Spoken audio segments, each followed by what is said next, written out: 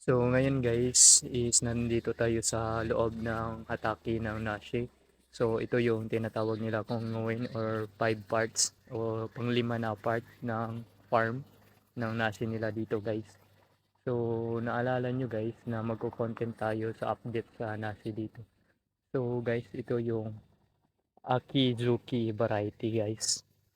So dito sa farm nila yung Nashi guys, marami silang variety, 20 varieties, but dito sa Konguin guys is maliit lang na variety. Ito naman yung Kanta variety guys.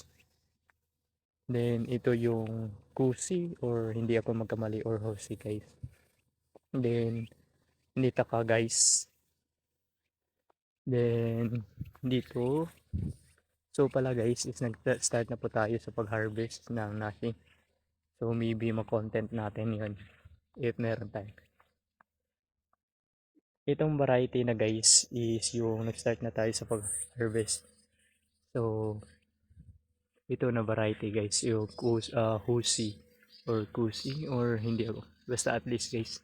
So, yung quality na harvest for harvest guys, ito yung na color guys. So, nag-orange na siya guys.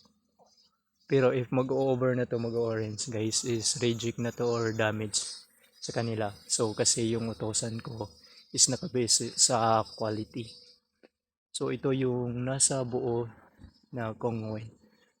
Kasi doon sa kabila guys, yung apple na farm. Then sa baba naman is yung another farm ng apple or Hataki area. So nandito lang tayo sa malapit sa bahay nila. Kasi malapit dito sa bahay nila guys, yung Kongowen, Rokongowen, then yung Nanangowen. So, at least guys, na-update ko kayo kung ano yung situation ng Nasi, yung pagtatrabaho natin dito sa Nasi Farm.